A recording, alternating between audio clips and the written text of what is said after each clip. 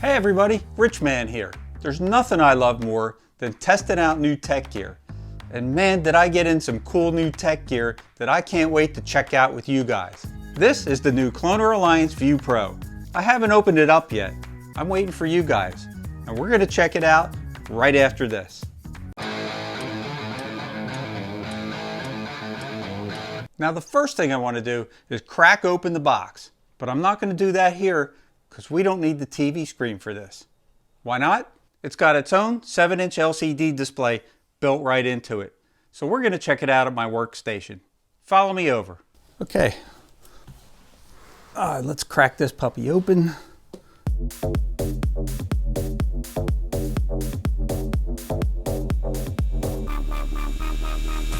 And here it is, the ClonerAlliance ViewPro. Check it out. Now let's take a look at what comes with the ViewPro. There's this great looking storage and travel case that protects your unit when you're not using it. We've also got this quick start guide that details all the basics. There's a QR code that you can scan if you have any issues or need any tech support. There's also a micro USB to connect to your PC, a standard HDMI cable, a power supply with a universal plug, and an RCA and VGA to HDMI connectors for analog connections. Then there's this lightweight plastic tripod that folds up for storage. It's basically a stand for your device. It's not super sturdy, but it does work as a basic stand. There's also a remote control that covers all the basics like power, delete, playback, home, navigation, and input changes. The main device is very attractive and it's solidly built. So the ClonerAlliance ViewPro, it's a standalone video capture device. Records HD videos from a lot of different sources. We're talking game consoles, video players, DSLRs, drones. It has support for 4K 30 FPS input. It lets you save your recordings in H.264 files onto an external USB device or an SD card. That's pretty cool. Now one of the standout features of this device is this 7-inch LCD screen. It's extra large, coupled with a built-in speaker, which is actually pretty loud. And it lets you preview and play back instantly the recorded videos that you did anywhere. You don't need a TV. If you have some old video footage stored in other devices, you need it digitized, this got you covered. It has VGA, AV, YPB-PR inputs. It's capable of recording videos from various sources, including surgical cameras, RCA, VHS, VCR, DVD, and camcorders. This function allows you to preserve those precious memories in a digital format. Are you an aspiring content creator looking to go live on platforms like YouTube, Twitch, or Facebook? The ViewPro can assist you with that too. It comes bundled with software that enables instant streaming and recording of your gameplay or videos.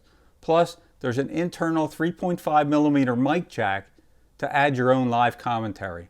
It also has a schedule recording feature. You can schedule a recording task, select the target channel of a media player, and off it goes. With this, you don't have to worry about missing your favorite shows or gameplay ever again. Now let's take a closer look at the ViewPro. On the front, we have navigation controls. You've got a source button, aspect ratio, screenshot, info, playback button, a record and stop button, delete button, a home button, and a back button. On top of the device, you've got your power, mini USB to PC, HDMI out, VGA audio in, HDMI input. Then you've got your MMI input for your VGA connections, LCD on-off button, and a main power on-off button. On the underside, you've got a slot for your SD card. You got your USB in.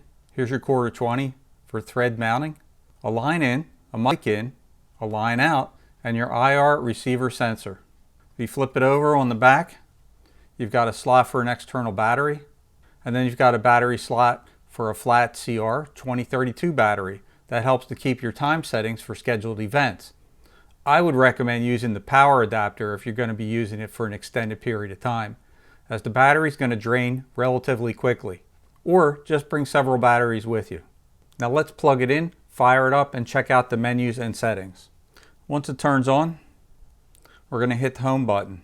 That brings up your system settings. If you scroll down, you're going to see where you can show the time. You can toggle that off and on. The recording resolution, which I have set to 1080p. Your bit rate, which is low, mid, or high. Your file size, either 4 gigabytes or 16 gigabytes. Then you've got loop recording, show record, which I leave on because I want to see where it says recording up the top so I know I actually hit the record button. Your time watermark, and here's where you can set your system time. Now it's not going to save your system time if you don't put that battery in on the back, so make sure you do that. Now if we hit the back button and we scroll over, we now go into your image settings. So here you can set the brightness, contrast, saturation, backlight, VGA auto, and it's got a language setting. We go back again and we can scroll over to the next setting, which is your audio settings. You got your HDMI volume, mic volume, line in volume, speaker volume, line out volume, and line out mixed. I play around with these to make sure you get the best sound possible. You can scroll over to the next setting. Here you've got your scheduling. So if you go down, you schedule it, you can turn it on or off, but if it's turned on, you'll see you have 5 different settings that you can set up for recording. Now it's not going to record if you turn the unit off. So what you want to do after you set your recordings, just turn your LCD screen off by hitting this button up here. That's going to leave the power on, and it will still record, all your preset videos so you can watch them at a later time. Now the next thing we're going to do is plug in our external storage device and plug it right into the bottom where it says storage. Hit the home button. The next thing we want to do is plug in our external source. That's going to be our Fire Stick, our Apple TV, our Roku, our DVD player, our gaming console, whatever it is you're going to be recording from. So here's my Fire Stick, and I'm going to plug it into the HDMI port on the top. Now when you want to record, we're just going to hit this record button, and you see up the top here the record button lights up red. It also shows that your USB drive is inputted with this blinking green light, and it shows how many seconds you've recorded so far. So currently it is recording. I'm going to use my Fire Stick remote. We're going to scroll across. I'm going to go into Pluto TV. Need a COVID pandemic hit. Business at Anajac ground to a halt. And let's turn the volume down. Okay, volume's down. I don't want to have any problems with copyright here, so let's just record a live broadcast, just a couple of seconds. Doesn't matter what it is. We'll go into today. Just let it record for a second. Okay, now let's hit the stop button, and we're going to go back to home on the Fire Stick. So let's watch what we've just recorded. When you're ready, hit the playback button, and you'll see you get a pop-up that says select storage device. It's already highlighted USB. That's the only storage device we have installed at the moment. So hit OK. And you'll see here playback videos. There's the one we just recorded. We scroll down, hit OK, and it's going to start playing. You see I'm scrolling across here to Pluto TV, selecting that. It's going to start playing. Need a COVID pandemic hit. Business at Anajac ground to a halt. But Justin saw opportunity. If you want to stop, just hit the back button, and it's going to come back to the Fire Stick home screen.